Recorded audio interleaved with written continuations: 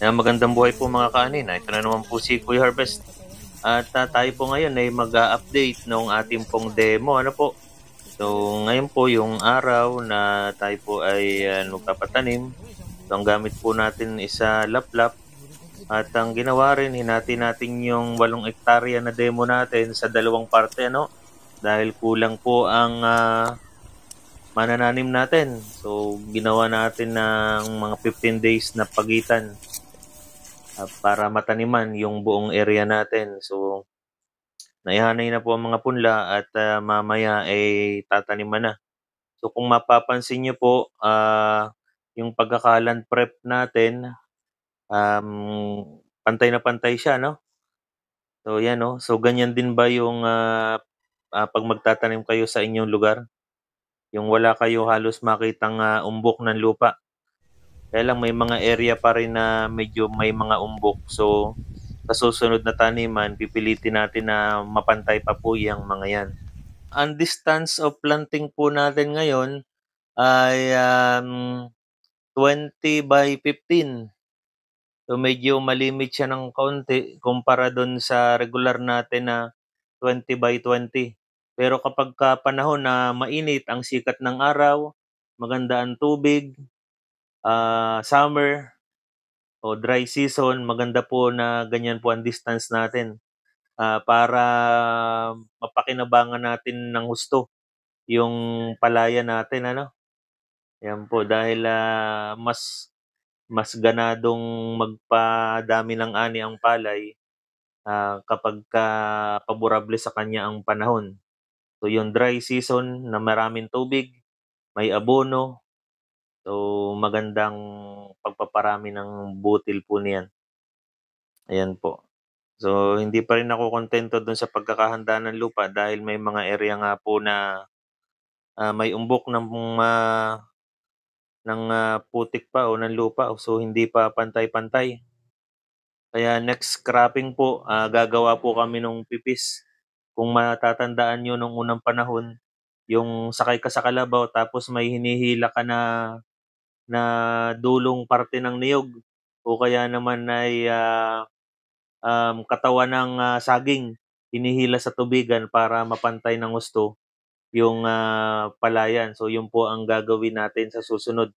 Ang problema kasi ngayon, ang ginamit lang natin na pagpantay dito ay yung suyod.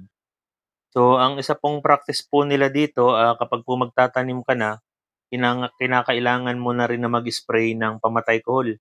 So ang ginagamit po nila dito is Biocide. Ayan po, so tinitimplan nila. Bale kaya mapapansin niyo medyo maraming bote kasi yung iba, mga ano, lalagyan lamang, ano po. Pero nagpabili po ako ng sticker para pag-spray nila kapit na kapit agad dun sa kuhol, ano po. Gano'n din para sa insecticide, herbicide, so gagamit po tayo ng sticker. So kahit siya ay hindi maulan, maganda po kasi ang epekto niya. Mas ikinakalat niya ng husto, pinabibisa niya yung mga i-spray po natin. So ito pong nakikita nyo, second day na po ito ng pagtatanim natin. At itong mga area na ito ay na-sprayan na po natin ng pre-emergence herbicide. So ang ginamit po natin dito is machete. So yung makikita nyo area sa dulo, kasunod ng magtatanim yung mag-spray. Yan. So ito naman po 8 days na po yung palay natin at dito po maglalagay na po tayo ng fertilizer.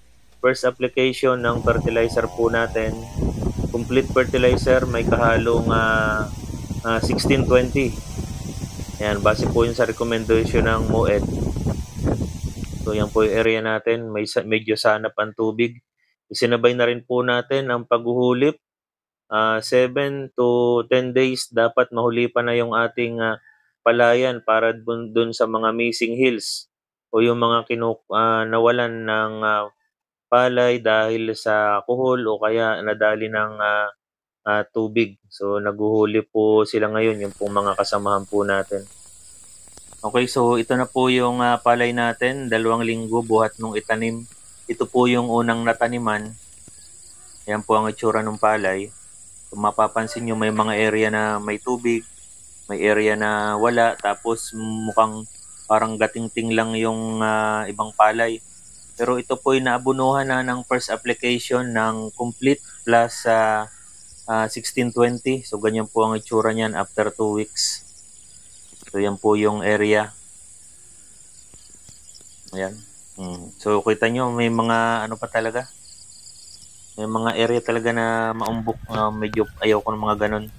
So ito naman yung palayan parte dun sa una-unahan pa ay taas. So ito naman po kati siya ngayon dahil 3 days ago ay nagpa-spray po tayo ng post-emergence herbicide. Tornado po ang ginamit po natin. Yan, so yung pong tornado ay para na po yun dun sa 3 klase ng damo ang pinapatay niya. So yan po ay papatubigan na po natin. Ayan, unti-unti na pong pinapatubigan dahil mag-fertilize na rin po tayo. Ano po? Ayan. Ayan po yung magti 20 days na ho kasi, so kinakailangan ng patubigan para malagyan ng second na abono. So ito na po yung 3 days pagkatapos pong malagyan ng abono, ganyan na po ang itsura niya. Ayan. So ito po yung nilagay naming abono dyan sa second application sa 20 days.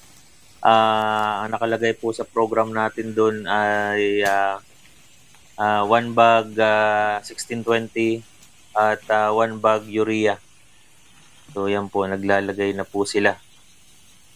So yan po yung nilagay po nila pala. So yun lamang po yung update natin hanggang from planting hanggang 20 days after transplanting. Ito po yung mga ibang activities po na ginawa po. So like, share, and subscribe.